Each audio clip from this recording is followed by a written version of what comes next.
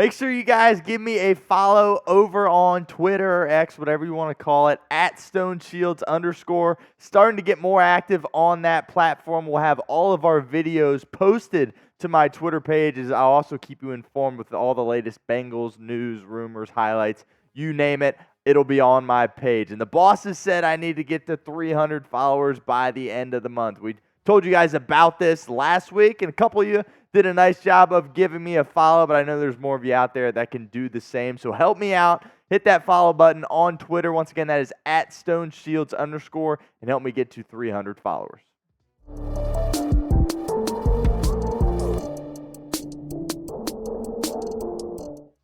Welcome into Bengals Breakdown. I am your host, Stone Shields. Thank you so much for joining us. And on today's show, we got to talk about Bart Scott because he's back at it once again. For whatever reason, this guy's got some kind of personal vendetta against the Bengals. And he took another shot at Joe Burrow yesterday on ESPN's First Take. Let's get into exactly what Bart Scott said on the show. He said, "You can't say Joe Burrow is a better thrower of the football than Aaron Rodgers. You can't say his football acumen is better. If I have to make a decision, I'm going with A-Aron, someone I've seen close the deal. Joe Burrow has fallen short."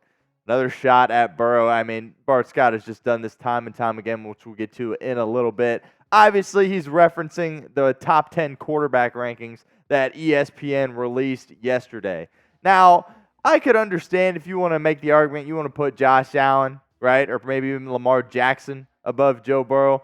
But Aaron Rodgers, at the age of 40, look, I understand he throws a beautiful ball. No one's saying he doesn't throw a better ball than Joe Burrow. No one's saying that his football acumen isn't better than Joe Burrow's. But the list is the top 10 quarterbacks in the league. He's 40 years of age coming off an Achilles. So that's just kind of an outlandish take, I think. But it's really just another example of Bart Scott taking a shot at the Cincinnati Bengals, which we'll get to in a second. But first, I want you guys to get interactive with our show today here on Bengals Breakdown. Give me your one-word reaction to Bart Scott's recent comment. Be honest with us in the comment section.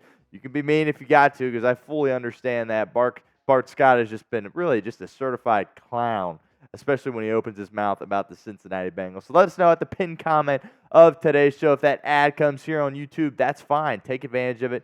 Go down and let us know what you think. So let's rewind back to 2021. And this, of course, was the year that the Bengals ended up going to the Super Bowl.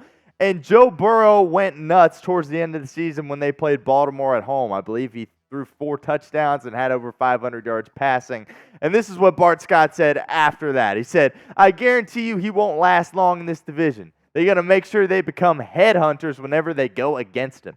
Zac Taylor, you're going to get involved too, because we're going to get his butt fired in 4 years." And he didn't say butt, but we just cleaned that up a little bit. But listen, the Bengals proceeded to go to the Super Bowl that season, and Bart Scott was sitting there running his mouth. I don't know why he gets in his feelings so much. Maybe it's because he didn't win anything in his throughout his NFL career, whether it be with the Ravens or the Jets, or maybe this guy just thinks he's still a player, right? And he's going to talk like he's still a player. Well, that's not his job as an analyst, on a national media setting, and really just honestly disgusted at what he said back in 2021.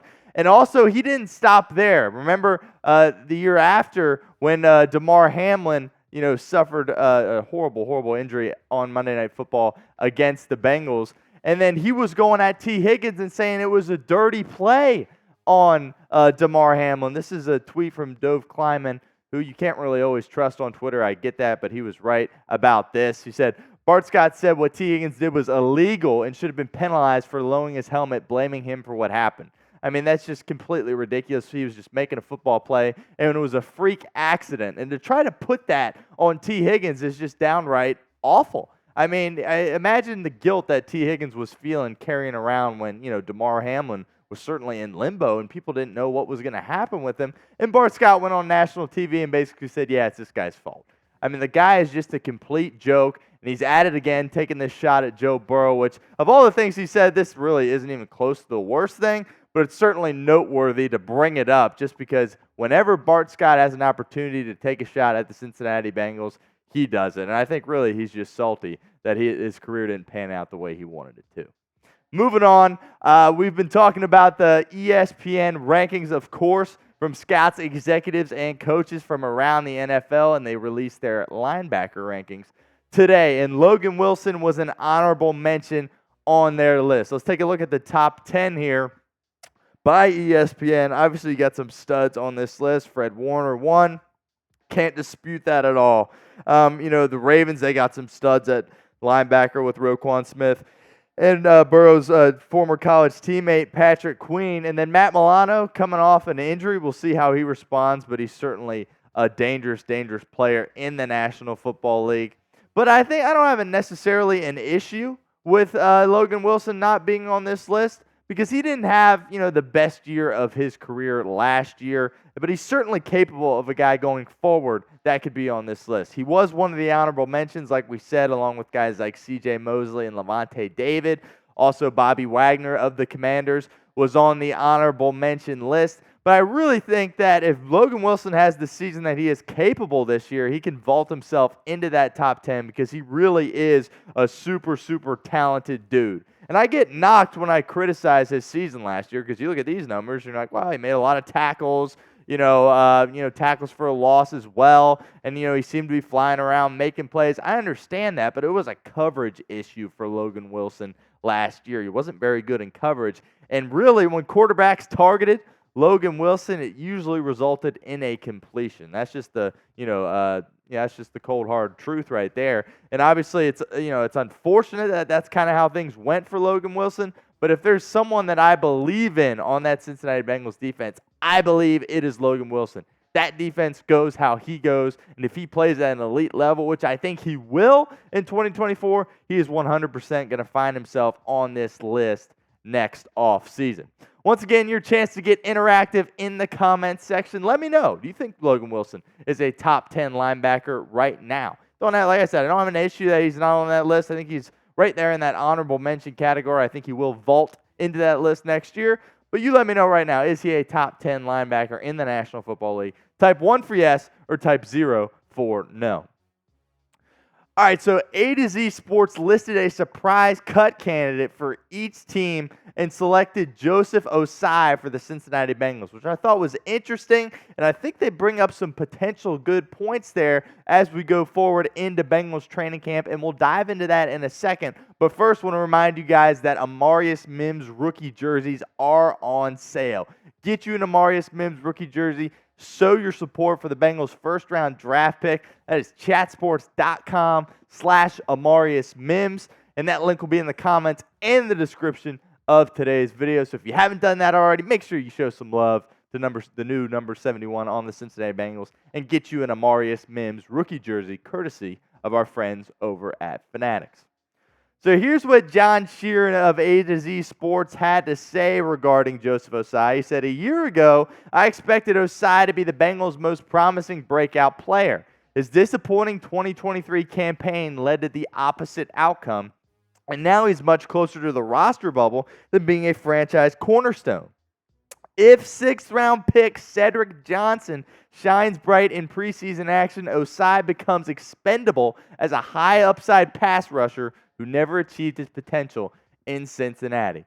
Now, Ossai, taking a look at some of his numbers here from last year, he had opportunity to do some things, and it really didn't pan out. Now, there's reason to still be optimistic about him because he's finally had a healthy offseason where he can go in there and really get his work done, and we'll see how he is in training camp. But it is interesting, and I kind of like Sheeran's point that he made, because when you think about what the Bengals have in terms of their depth at this position, they're probably going to take 10 guys on the defensive line for their 53-man roster, between, of course, edge guys and defensive tackles. And, when you start to look at kind of where the numbers are, obviously you got locks there with the three faces that you see in Hendrickson, Hubbard, and Murphy. And then you kind of start to get in a spot where obviously you have the rookie at Cedric Johnson, which we'll get to in 1 second. But the two guys that were drafted in the same draft class, Joesph Ossai and Cam Sample, I think Sample gives you more out there on the football field than Ossai. He's more versatile. He can play more inside, and I think the coaches like that. So that'll be an interesting battle. I would be shocked if both Ossai and Sample were on the Bengals in 2025. So maybe, if Ossai isn't having a great training camp, maybe they part ways a little bit early, save some money, and cut him. And the main reason that could happen is because of this guy right here, Cedric Johnson. He really had a nice season at Ole Miss last year for the Bengals. Of course, their sixth-round pick for Cincinnati, and he's the guy that I'll be keeping a close eye on during training camp because he, hasn't gotten much hype, but he's got some really good size, and he was productive in the SEC throughout his college career. So it'll be interesting to see how he does in training camp and if he can push a guy like Joesph Ossai and potentially take a roster spot from him in the process. Make sure you guys are subscribed to our channel here at Bengals Breakdown for the best Bengals coverage. We're going to be coming at you all off season long and all season long as well. Really excited for training camp to be underway here shortly, and we will have all the best Bengals training camp coverage for you. So hit that sub button if you have not already. That's youtube.com/BengalsTV.